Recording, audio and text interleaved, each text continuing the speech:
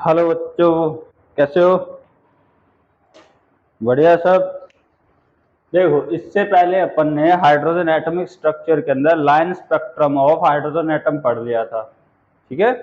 अब Bohr model complete हो गया, तो बोर मॉडल के कुछ पोस्टुलेट थे। बोर मॉडल ने वो लिमिटेशंस थी बोर मॉडल की, जो बोर क्या नहीं कर पाया था, एक्सप्लेन नहीं कर पाया था। अब इनको कमियों को दूर करने के लिए दो साइंटिस्ट आए, एक तो था डी ब्रोगली और एक था हाइजेनबर्ग।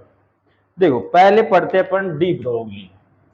कौन सा पढ़ेंगे? डी ब्रोगली का dual behaviour behaviour of matter. ठीक है, मैटर का ड्यूअल बिहेवियर पढ़ेंगे, जो किसके द्वारा दिया गया था? डी ब्रोगली के द्वारा दिया गया था। ठीक है। अब देखो, फेल होने का कारण क्या था? कारण सिंपल सा था, क्योंकि जो बोहर मॉडल से पहले के जितने भी मॉडल थे, इंक्लूड बोहर मॉडल, उन्होंने सभी ने इलेक्ट्रॉन को पार्टिकल नेचर माना था। क्या माना था? पार्टिकल नेचर माना था। लेकिन डी ब्रोगली और हाइजेनबर्ग ने इलेक्ट्रॉनों को वेव नेचर माना था। क्या माना था? Wave nature. जहां पर बोर ने बोला था कि इलेक्ट्रॉन फिक्स एनर्जी लेवल के अंदर क्या करते हैं? रिवॉल्व करते हैं। वो थ्योरी, उसका पोस्टुलेट क्या हो गया? बिल्कुल गलत हो गया। ठीक है। अब देखो, डी ब्रोगली ने क्या कहा? इसने प्रपोज किया कि matter should also exhibit dual behaviour, this is both particle and wave like properties. क्या बोल रहा है? जो मैटर होता है, वो मैटर वेव लाइक प्रॉपर्टी भी क्या करता है? शो करता है। और पार्टिकल लाइक प्रॉपर्टी भी क्या करता है? शो करता है। ये किसने कहा? डी ब्रोगली ने कहा। डी ब्रोगली ने कहा कि assume that the energy of electron, क्या बोल रहा है? The energy of electron in wave nature according to Planck theory. According to Planck theory. तो प्लांक थ्योरी क्या कहती है? वो कहती है कि जो एनर्जी E होती है, वो एच म्यू के क्या होती है? इक्वल होती है। एच यहां पर क्या बोलते हैं अपन? Planck constant. क्या होता है एच? प्लांक कांस्टेंट, जिसकी वैल्यू 6.62 इंटू 10 की पावर -34। ये प्लांक कांस्टेंट की क्या होती है? वैल्यू होती है। ये इक्वेशन फर्स्ट ले लो, जब क्या हो? वेव नेचर हो। फिर क्या बोले? इफ इलेक्ट्रॉन किस नेचर का हो? पार्टिकल नेचर का हो। Particle nature, then Einstein Einstein equation. तब आइंस्टीन इक्वेशन से क्या कहते हैं? E equal to mc²। इसने मास और एनर्जी के बीच में रिलेशनशिप दिया था आइंस्टीन का, E equal to mc²। Equation number कौन सी आ गई अपने पास में? 2 आ गई। अब क्या करते हैं? इक्वेशन नंबर फर्स्ट और सेकंड को क्या करते हैं? कंपेयरिंग। इक्वेशन फर्स्ट और सेकंड को क्या कर रहे हैं अपन? कंपेयरिंग कर रहे हैं। तो अपन बोल देंगे एच म्यू इक्वल टू क्या हो गया? mc²। ठीक है, यहां तक क्लियर है? एच म्यू बराबर mc²। अपने को पता है कि जो फ्रीक्वेंसी म्यू होती है, वो क्या होती है? c अपॉन लैम्डा, मतलब लाइट वेलोसिटी अपॉन में वेवलेंथ होती है। अब इसकी वैल्यू यहां पर अपन पुट कर देते हैं, तो क्या आएगा? H c upon lambda mc²। तो एक c से क्या हो गया? एक c मरा। अब क्या बचा? h upon lambda equal to mc हुआ। यहां तक क्लियर है? अब देखो, लैम्डा की इसकी वैल्यू निकालो, लैम्डा की, तो क्या आ जाएगा? इधर निकाल रहा हूं मैं, तो लैम्डा इक्वल टू क्या हो गया? h upon m c. ये जो इक्वेशन आई है अपने पास में, लैम्डा वाली इक्वेशन आई है, ये किसके लिए आती है? ये आती है फॉर लाइट। किसके लिए आ गई? फॉर लाइट के लिए आ गई, क्योंकि यहाँ पर जो वेलोसिटी है वो किसकी है? लाइट की वेलोसिटी है। तो यहाँ पर जो वेवलेंथ आएगी वो किसकी आएगी? लाइट की आएगी। अगर अपन पार्टिकल की बात करते हैं, तो जो लाइट वेलोसिटी c होती है, वो लीनियर वेलोसिटी v के बराबर होती है। तो अपन क्या बोल सकते हैं? Lambda equal to h upon m v बोल सकते हैं। ये जो आती है ये किसके लिए आती है? फॉर मैटर के लिए आती है। किसके लिए आती है? मैटर के लिए आती है। अब अपन जानते हैं कि जो मोमेंटम होता है, क्या जो मोमेंटम होता है P, वो किसके बराबर होता है? mv के बराबर होता है। तो लैम्डा इक्वल टू क्या हो जाएगा? h अपॉन p हो जाएगा। ठीक है, यहां तक आपको समझ में आया? लैम्डा इक्वल टू क्या हो गया? h अपॉन p हो गया। अब ये जो इक्वेशन आई है, इस इक्वेशन को अपन कहते हैं डी ब्रोगली इक्वेशन। क्या कहते हैं इसको? डी ब्रोगली इक्वेशन कहते हैं, जो क्या प्रूफ करती है कि इलेक्ट्रॉन वेव नेचर का भी होता है और इलेक्ट्रॉन पार्टिकल नेचर का भी होता है। ठीक है, अब इसके बाद में कौन आते हैं? हाइजेनबर्ग आते हैं। यहां तक लिख लिया आपने? इसके बाद में कौन आया? हाइजेनबर्ग आया। और हाइजेनबर्ग ने क्या कैलकुलेट करके बताया? हाइजेनबर्ग ने बताया कि हम एक साथ किसी भी इलेक्ट्रॉन की पोजीशन और उसकी मोमेंटम को एक साथ कैलकुलेट नहीं कर सकते। तब ये बोलते हैं कि जो डेल्टा एक्स है वो क्या है? Uncertainty in position. और डेल्टा पी क्या है? Uncertainty in momentum greater than equal to h upon 4 pi के बराबर होता है। क्या होता है? h अपॉन 4 पाई के बराबर होता है। अपने को पता है जो डेल्टा p है वो किसके बराबर हो गया? m डेल्टा v के बराबर हो गया। तो डेल्टा x डॉट p क्या रख देंगे? m delta v greater than equal to h upon 4 pi. अब m को इधर भेज दो तो क्या हो जाएगा? Delta x dot delta v greater than equal to h upon 4 pi m हो जाएगा। तो ये क्या बताता है अपने को? अनसर्टेनिटी बताता है किसमें? पोजीशन में और वेलोसिटी के अंदर। ठीक है, यहां तक हुआ आपका। ये अपने सारे के सारे जितने भी थ्योरीज थी वो कंप्लीट हो गई। अब पूरा का पूरा जो चैप्टर है वो एक अलग ही वे के अंदर चलेगा। और सबसे पहला अपना टॉपिक है क्वांटम नंबर। क्या आता है? क्वांटम नंबर आता है। और क्वांटम नंबर होते हैं वो 4 टाइप के होते हैं। पहला कौन सा हो गया? Principal quantum number. कौन सा? प्रिंसिपल क्वांटम नंबर, जिसको स्मॉल n से डिनोट करते हैं। अब देखो, जो प्रिंसिपल क्वांटम नंबर हो गया पहला। दूसरा हो गया एजीमुथल क्वांटम नंबर, जिसको ऑर्बिटल क्वांटम नंबर भी कहते हैं। ठीक है, तीसरा हो गया मैग्नेटिक क्वांटम नंबर और चौथा हो गया स्पिन क्वांटम नंबर। ठीक है, अब देखो पहले अपन magnetic quantum principal quantum number की बात करते हैं। तो प्रिंसिपल क्वांटम नंबर का फर्स्ट पॉइंट यही है, it can never be zero. ये कभी भी जीरो नहीं होती। दूसरा है, it tell us about about shell. ये किसके बारे में बताती है? शेल के बारे में बताती है। देखो शेल कौन कौन से हो गए? के शेल हो गया, एल शेल हो गया, एम शेल हो गया और एन शेल हो गया। जैसे मान लो ये कोई न्यूक्लियस हो गया, इस न्यूक्लियस के चारों तरफ ये क्या प्रेजेंट है भाई? सेल प्रेजेंट है। क्या प्रेजेंट है? ये न्यूक्लियस के चारों तरफ सेल प्रेजेंट है। ये जो सेल हो गया पहला कौन सा हो गया? ये के शेल हो गया, ये एल शेल हो गया, एम शेल हो गया और ये एन शेल हो गया। यहां पर अपन के शेल के जो प्रिंसिपल क्वांटम नंबर एन की वैल्यू कितनी होती है? 1 होती है। इसके लिए n की वैल्यू 2 होती है, m के लिए l की वैल्यू 3 होती है, n के लिए n की वैल्यू 4 होती है। अब आप देख सकते हो कि जैसे जैसे न्यूक्लियस से अपन प्रिंसिपल क्वांटम नंबर इंक्रीज होती जाती है तो इलेक्ट्रॉन की डिस्टेंस न्यूक्लियस से क्या हो रही है? बढ़ रही है।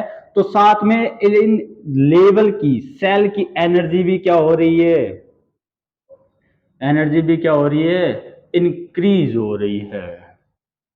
यहां तक अपन बात कर लें भाई। अगर ये के शेल की बात करें तो उसकी एनर्जी सबसे कम, एल की उससे ज्यादा, एम की उससे ज्यादा और एन शेल की एनर्जी सबसे ज्यादा। तो के से एन की तरफ जाते हैं तो एनर्जी क्या हो रही है? इंक्रीज हो रही है। तो एनर्जी इंक्रीज हो रही है तो एटम की जो स्टेबिलिटी है क्या बोल रहे हैं, एटम की स्टेबिलिटी वो क्या हो जाएगी, डिक्रीज हो जाएगी। क्यों? क्योंकि एटम की साइज क्या हो रही है, इंक्रीज हो रही है। और एटम की साइज इंक्रीज हो रही है तो इफेक्टिव न्यूक्लियर चार्ज जो जेड इफेक्टिव जिसको अपन कह रहे हैं वो क्या हो रहा है, डिक्रीज हो रहा है। और जेड इफेक्टिव डिक्रीज हो रहा है तो इस इलेक्ट्रॉन और इस न्यूक्लियस के बीच में डिस्टेंस भी क्या हो रही है, इलेक्ट्रॉन एंड न्यूक्लियस डिस्टेंस भी क्या हो रही है, इंक्रीज हो रही है। तो इनके बीच में जो लगने वाला इफेक्टिव न्यूक्लियर चार्ज है वो कम हो रहा है, तो इसको इलेक्ट्रॉन को होल्ड करने की जो कैपेसिटी है एटम के पास में वो भी क्या हो रही है, कम हो रही है।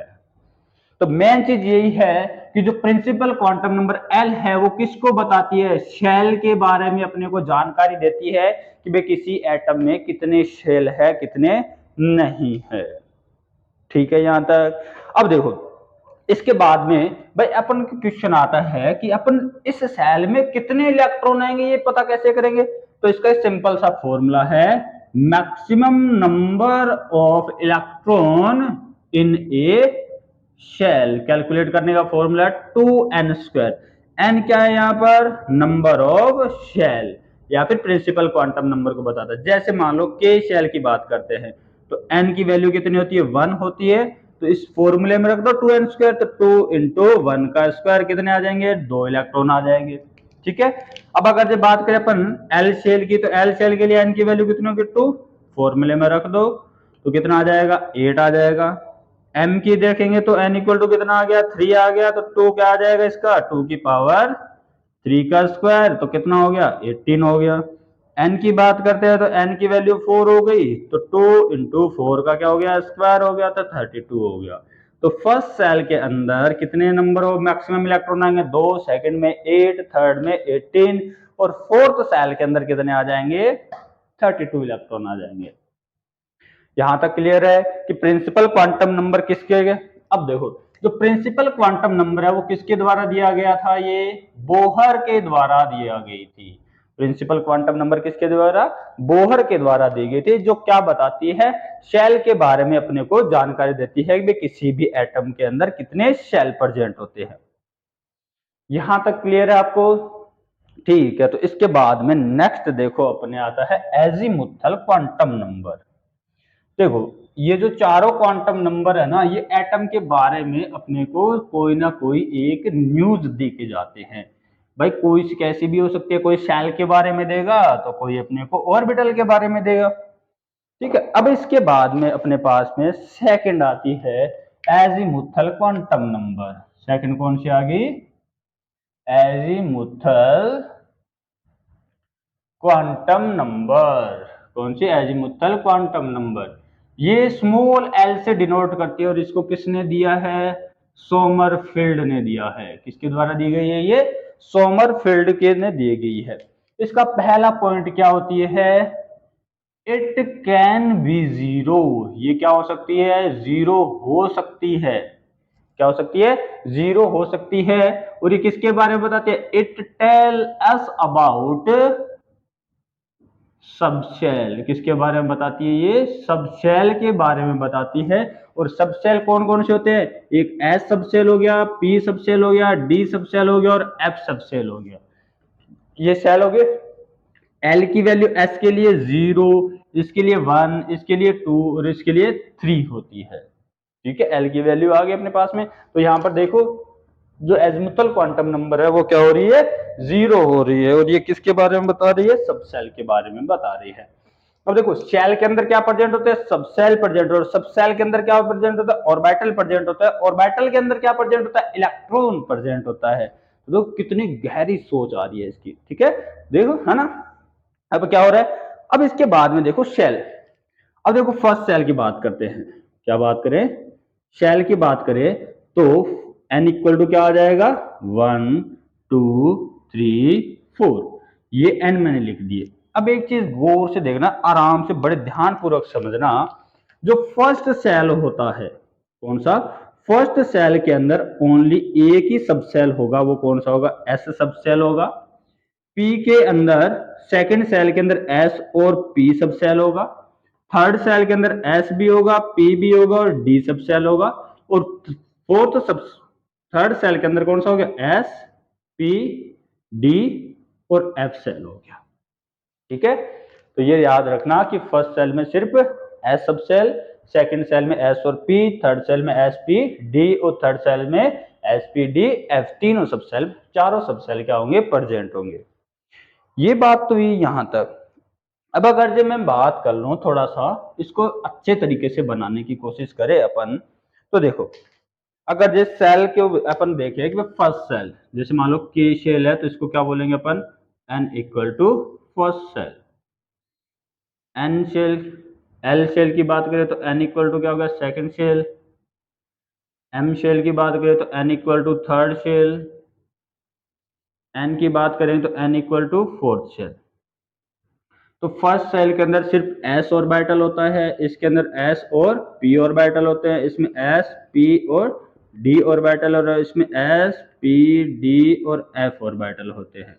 तो यहाँ पे देखो एजमुथल क्वांटम नंबर की वैल्यू क्या हो सकती है, एल की वैल्यू इसमें 0 हो सकती है, 0 और 1 हो सकती है, 0 1 और 2 हो सकती है, 0 1 2 और 3 हो सकती है। ये इनकी एल की वैल्यू हो सकती है। यहां तक क्लियर है? ठीक है, ये देखो ये आ गया यहाँ पर। अब अगर जे मान लो अपने से पूछे कि भाई सब सेल की वैल्यू निकालेंगे कैसे, तो इसका सिंपल सा फॉर्मूला आता है सब सेल निकालने का कि भाई के सेल की वैल्यू है तो इसमें से क्या कर दो, n माइनस 1 कर दो, number of subshell, number of subshell निकालने हैं तो क्या कर दो, n माइनस 1 कर दो, क्या आ जाएंगे अपने पास में, सबसेल आ जाएंगे। जैसे मान लो 1 में से 1 गया कितना, 1 आया, तो 2 में से 1 गया कितना आया, 1 आया, 3 में से 1 गया तो कितना आया, 2 आया, 4 में से 1 गया तो कितना आया, 3 आया। तो नंबर ऑफ सबसेल निकाल सकते हैं यहाँ पे अपन, कोई दिक्कत? ठीक है, अब अगर जो एनर्जी की बात करें, भाई मैं ऐसे बोलूं कि भाई energy order of various subshell, अलग अलग सबसेल का जो एनर्जी ऑर्डर आता है वो एस की सबसे कम, पी की उससे ज्यादा, डी की उससे ज्यादा और एफ की उससे ज्यादा, ये एनर्जी लेवल का ऑर्डर आता है एस पी डी एफ। ठीक है, अब क्या होता है इससे अपन क्या कैलकुलेट कर सकते हैं, एंगुलर मोमेंटम भी कैलकुलेट कर सकते हैं। क्या बोल सकते हैं, ये किसके बारे में बताती है, ये एंगुलर मोमेंटम के बारे में बताती है। ठीक है, और एंगुलर मोमेंटम का फॉर्मूला क्या हो गया, h upon 2 pi root l l plus 1, ये एंगुलर मोमेंटम कैलकुलेट करने का फॉर्मूला होता है। ठीक है, तो देखो प्रिंसिपल क्वांटम नंबर किसके बारे में बताती है, शेल के बारे में बताती है। एजिमुथल क्वांटम नंबर किसके बारे में बताती है, सब सेल के बारे में बताती है। किसके बारे में, सब सेल के बारे में बताती है। यहां तक क्लियर है? अब देखो इसके बाद में अपने आती है मैग्नेटिक क्वांटम नंबर। कौन आती है, मैग्नेटिक क्वांटम नंबर। ये जो मैग्नेटिक क्वांटम नंबर होती है ये लिंडे के द्वारा दी गई थी। देखो क्या कहना चाहता है ये, थर्ड नंबर आती है अपने पास में मैग्नेटिक क्वांटम नंबर, जिसको स्मॉल m से क्या करते हैं, डिनोट करते हैं। और किसके द्वारा दी गई है, ये लिंडे के द्वारा दी गई है। क्लियर है यहां तक? अब देखो ये है ना, it can be zero, negative और पॉजिटिव, तीनों टाइप की हो सकती है। जीरो भी हो सकती है, नेगेटिव भी हो सकती है और पॉजिटिव भी हो सकती है। ठीक है, और क्या बोलेंगे अपन, it tell us about orbital. किसके बारे में बताती है, ये ऑर्बिटल के बारे में बताती है कि भी किस शेल के अंदर, किस सब शेल में कितने ऑर्बिटल होते हैं। कौन बताता है ये अपने को, प्रिंसिपल, ये मैग्नेटिक क्वांटम नंबर बताता है। ठीक है, अब देखो ऑर्बिटल कैलकुलेट करने का फॉर्मूला क्या है, total number of orbital calculate करने का फॉर्मूला हो गया n स्क्वायर। अगर जो n equal to first shell की बात करें, के शेल की बात करें, तो वहां पर एक ही ऑर्बिटल होगा। n L equal to n की 2 की वैल्यू होती है तो वहां पर कितने होंगे, 2 का क्या कर दो स्क्वायर कर दो, कितने होंगे 4 ऑर्बिटल होंगे। m की बात करें तो n इक्वल टू 3 होगा तो कितने ऑर्बिटल होंगे, 3 का स्क्वायर कर दो 9 ऑर्बिटल होंगे। n की बात करें तो n इक्वल टू कितना हो गया 4, तो उसके 4 का क्या कर दो स्क्वायर कर दो, कितने ऑर्बिटल होंगे 16 ऑर्बिटल होंगे। ये किसके बारे में बताते हैं, नंबर ऑफ ऑर्बिटल के बारे में बताते हैं। अब देखो जो फर्स्ट सेल है इसके अंदर सिर्फ कौन क्या प्रेजेंट होता है, एस सब सेल प्रेजेंट होता है, और एस सब सेल के अंदर सिर्फ एक ही क्या होता है ऑर्बिटल होता है। अब n इक्वल टू सेकेंड, तो सेकेंड सेल के अंदर s और p दोनों सब सेल प्रेजेंट होते हैं। एक देखो s का तो एक ऑर्बिटल हो गया और p के कितने ऑर्बिटल हो गए, 3 p ऑर्बिटल हो गए, जिसको अपन px py और pz के नाम से जानते हैं। ठीक है, अगर n इक्वल टू 9 की बात करते हैं कि s p और d तीनों ऑर्बिटल प्रेजेंट सब सेल प्रेजेंट होंगे। ऑर्बिटल देखो s का ये हो गया, p का कौन हो गया, ये p का हो गया अपने पास में, और एक और कौन सा हो गया, d ऑर्बिटल का हो गया। तो d ऑर्बिटल कौन सा हो गया, d x y, d y z, d x z, d z square, d x square minus y square. ये 5 d ऑर्बिटल, 5 तेरह 8 एक 9 ऑर्बिटल हो गए। इसके बाद में कौन सा आ गया, फोर्थ सेल में s p d और f चारों सब सेल होंगे। s ऑर्बिटल एक हो गया, p ऑर्बिटल कितने हो गए 3 हो गए, d ऑर्बिटल कितने हो गए अपने पास में 5 d ऑर्बिटल हो गए, और f ऑर्बिटल कितने हो गए 7 f ऑर्बिटल हो गए अपने पास। ये s, ये p, ये d, ये f ऑर्बिटल हो गए, तो टोटल कितने हो गए इसके अंदर 16 ऑर्बिटल के अंदर। ये हो गया। अब देखो एक ही ऑर्बिटल के अंदर मैक्सिमम 2 ही इलेक्ट्रॉन आ सकते हैं। क्या बोल सकते हैं अपन भाई, एक ऑर्बिटल के अंदर मैक्सिमम 2 ही इलेक्ट्रॉन आ सकते हैं, इससे ज्यादा इलेक्ट्रॉन नहीं आ सकते। यहां तक क्लियर है। अब देखो इसके बाद में क्या होता है, इसके बाद में ये क्या कहना चाहता है, ये जो मैग्नेटिक क्वांटम नंबर होता है ना, हर एक शेल का या फिर हर एक ऑर्बिटल का अलग अलग होता है। जैसे मैं मान लो s ऑर्बिटल की बात करता हूं, तो s के अंदर एक ही ऑर्बिटल है और इसके लिए m की वैल्यू कितनी हो जाएगी, 0 हो जाएगी।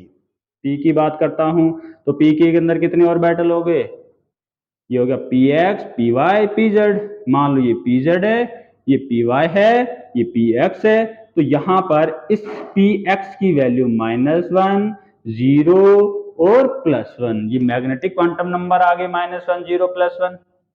डी की बात करता हूं तो डी के लिए कितने ऑर्बिटल हो गए, 5 ऑर्बिटल हो गए। ठीक है, ये मान लो बीच वाला कौन सा है, डी जेड स्क्वायर है, ये d x square minus y square है, और ये डी एक्स जेड हो गया, ये डी एक्स वाई हो गया। ठीक है, ये डी एक्स जेड हो गया। ठीक है, इसके लिए -1 -2 0 +1 +2। एक चीज याद रखना, जो डी जेड स्क्वायर होता है उसके लिए मैग्नेटिक क्वांटम नंबर की वैल्यू 0 होती है हमेशा। कौन सी होती है, 0 होती है। इसके बाद में अपने पास में एफ ऑर्बिटल हो गया, तो एफ ऑर्बिटल में नंबर ऑफ ऑर्बिटल कितने हो गए सब सेल में,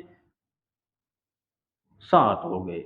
ठीक है, तो इसके कितने -3 -2 -1 0 +1 +2 +3, ये इसकी क्या हो जाएगी, मैग्नेटिक क्वांटम नंबर हो जाएगा। ठीक है, अगर जो और अपन नंबर ऑफ ऑर्बिटल्स निकालना चाहते हैं कि भाई टोटल नंबर ऑफ ऑर्बिटल्स कितने हैं, तो उसका भी एक और है कि भाई टोटल नंबर ऑफ ऑर्बिटल वैसे भी निकाल सकते हैं और ऐसे 12+1 से भी निकाल सकते हैं।